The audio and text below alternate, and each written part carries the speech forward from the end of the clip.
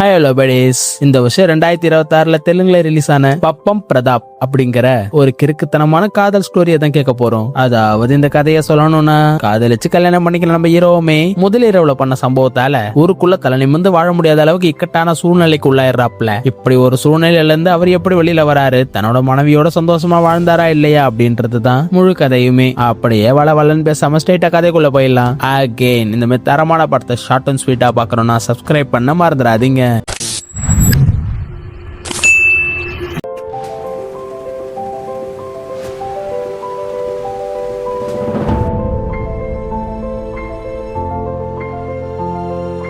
இந்த படத்தோட ஹீரோயினுமே சின்ன வயசுல இருந்தே லவ் பண்ணி அப்படி ஒரு நாள் இவங்க தியேட்டருக்கு போகையில ஹீரோயினுமே நம்ம கல்யாணம் பண்ணிக்கலாமான்னு கேட்க ஹீரோமே ரொம்ப சந்தோஷமா கல்யாண வேலையெல்லாம் ஆரம்பிக்கிறான். ஆனா இந்த கல்யாணத்திலுமே ஹீரோட அப்பாவுக்கு விருப்பமே இருக்காது. ஏன்னா அவருமே தன்னோட பையனுக்கு வசதியான வீட்டு பொண்ணா பாத்துருப்பாரு. நம்ம ஹீரோயினுமே கொஞ்சம் ஏழையா இருப்பா.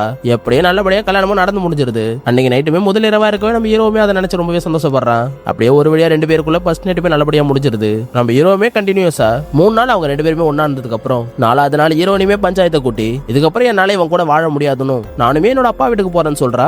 அங்க பஞ்சாயத்துல இருக்கிறவங்களுமே உங்களுக்கு கல்யாணம் ஆகி 3 நாள் தான் அது அப்படின்னு உங்களுக்குள்ள பிரச்சனை சொல்லிட்டு கேட்க அதுக்கு ஹீரோயினுமே எந்த பதிலும் பேச மாட்டேங்கிறா. அங்க சுத்தி இருந்தவங்களா ஹீரோ கிட்டே வந்து உன்னோட உடம்புல ஏதாவது பிரச்சனை இருக்குதாப்பான்ட்டு கேட்க அதை கேட்டு கடுப்பான ஹீரோட அப்பாவுமே ஏன் என்னோட பையனுக்கு தான் பிரச்சனை இருக்கணுமா, அந்த பொண்ணுக்கு இருக்காதான் சொல்லிட்டு பெரிய பிரச்சனையே பண்ணியதாரு. அப்படியே பிரச்சனை எல்லாம் நடந்துட்டு இருக்கையில ஹீரோயினுமே ஹீரோ கிட்ட வந்து இப்ப கூட நான் என்ன சொல்ல வரேன்னு கேட்க மாட்டேன்றல, ஒவ்வொரு நாள் லைட்டுக்கு அப்புறமா என்ன நடந்துச்சுன்னு உங்ககிட்ட சொல்ல வந்திருக்கேன், நீ தான் அதை அலட்சியமா எடுத்துக்கிட்ட, இப்ப கூட எல்லாரும் ஏமால தப்பு இருக்குன்னு கூட நினைச்சுக்கிட்டோம், ஆனா நான் இனிமே உங்க கூட இருக்க மாட்டேன் சொல்லிட்டு கிளம்புறா. கிளம்பும் போது தன்னோட மாமியார் கிட்டே உங்க பிள்ளைக்கு தூக்கத்துல பேசுற பிரச்சனை இருக்குது, அதையுமே சரி பண்ணிட்டு என்ன வீட்டுல வந்து கூட்டிட்டு போக சொல்லுங்க அப்படின்னு அம்மா கிட்ட சொல்லிட்டு மாமா கிட்டயுமே ஆசீர்வாதம் வாங்கிட்டு அங்க இருந்து கிளம்பிடுறா. இந்த விஷயம் நடந்ததுக்கு அப்புறம் ஊர் மக்கள் எல்லாருமே ஹீரோக்கு தான் ஆண்மை குறைவா இருக்கும், இல்ல அவனுமே ஒரு கேயா இருக்கணும், அதனாலதான் பொண்டாட்டி வீட்டை விட்டு போயிட்டான்னு சொல்லிட்டு எல்லாருமே கதை கட்ட ஆரம்பிக்கிறாங்க. இந்த விஷயத்தினால மொத்த குடும்பமே சோகமாயிடுது.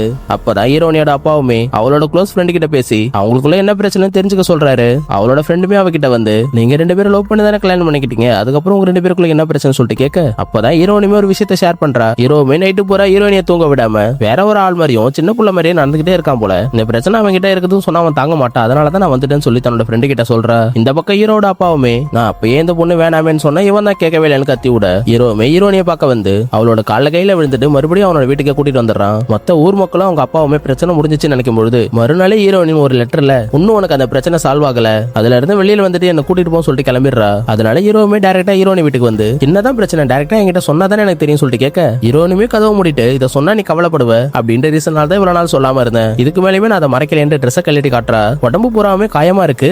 ஆக்சுவலா கல்யாணம் ஆனதுக்கு அப்புறம் இருந்த 3 நாள் நைட்டுமே ஹீரோ தூக்கத்துல இருந்து எழுந்திருச்சு ஏதோ ஒண்ணு நினைச்சு கையில கிடைக்கிற எல்லாத்தையுமே தூக்கி போட்டு ஹீரோனை அடிச்சிருக்கான். இந்த விஷயமே தெரிஞ்ச உடனே ஹீரோமே அந்த இடத்த விட்டு சோகமா கிளம்புறான். இவனுமே நைட்டு தூங்குனதுக்கு அப்புறம் என்ன நடக்குதுன்னு தெரிஞ்சுக்கிறதுக்காக ஒரு வீடியோ ரெக்கார்ட் பண்ற கடைக்கு வந்து நைட்டு பூரா நான் என்ன பண்றேன்னு பாக்கணும்ன்றதுக்காக வீடியோ எடுக்க சொல்றான். அந்த ரெக்கார்டிங்குமே ஹீரோ பாக்கையில அவனுக்குமே செமசாக்காயிடுது. அதுக்கு ஹீரோமே தன்னோட அம்மா கிட்ட போய் இந்த பிரச்சனை எனக்கு எவ்வளவு நல்லா இருக்குதுன்னு சொல்லிட்டு கேட்க அவங்களுமே அப்பதான் ஒரு விஷயத்த ஷேர் பண்றாங்க. உனக்கு சின்ன வயசா இருக்கையில ஒரு தங்கச்சியுமே இருந்திருப்பா. ஒரு நாள் அவங்க எல்லாருமே கண்ணாமூச்சி விளையாண்டுட்டு இருக்கையில வெறி பிடிச்ச நாயோட கூட்டம் ஹீரோவுமே கடிக்க வந்திருக்கும். ஹீரோவுமே குடுகுடுன்னு அங்க இருக்க மரத்துல ஏறி தப்பிச்சிருப்பான். அந்த நேரம் கரெக்டா ஹீரோட தங்கச்சி அந்த இடத்துக்கு வர அப்ப அங்க இருக்க எல்லா நாய்களுமே ஹீரோ விட்டுட்டு அவனோட தங்கச்சியை கடிச்சு கொதறி இருக்குங்க. அந்நேரம் அவனுமே அவனை காப்பாத்துறதுக்காக மரத்துல இருந்து கீழே விழுந்து தலையில அடிபட்டு இருக்கும். அப்பையில இருந்து தான் தங்கச்சி சாவுக்கு காரணமான நாய்களை அடிக்கிற மாதிரி நைட்டு ஃபுல்லா புலம்ப ஆரம்பிச்சிருப்பான். கல்யாணமே ஆனதுக்கு அப்புறம் இதெல்லாம் மாறிடும் சொல்லிட்டு நாங்களுமே இதை விட்டுட்டு உங்ககிட்ட சொல்லாமலே இருந்தோம். அந்த நேரம் பார்த்த ஊருக்குமே ஒரு சைக்காலஜி டாக்டர் வர ஹீரோமே அவர்கிட்ட போய் தனக்கு இருக்க பிரச்சனையெல்லாம் சொல்லி நீங்க தான் இந்த டிசீஸ்ல இருந்து என்ன காப்பாத்தணும் சொல்லிட்டு ஹெல்ப் கேட்கறான். அவருமே ஹீரோட சிச்சுவேஷனை புரிஞ்சுக்கிட்டு அவரை கியூர் பண்றதுக்காக எல்லா டெஸ்ட்டுமே எடுக்கிறாங்க. அதுக்கான ட்ரீட்மெண்ட்டுமே ஸ்டார்ட் பண்ணிடுறாங்க. இந்த ஒரு விஷயத்துக்கு ஹீரோட அப்பாவுமே ஹெல்ப் பண்றாரு. எவ்வளவு பண்ணியுமே ஹீரோக்கு இருந்த பிரச்சனை குணமாகவே இல்ல.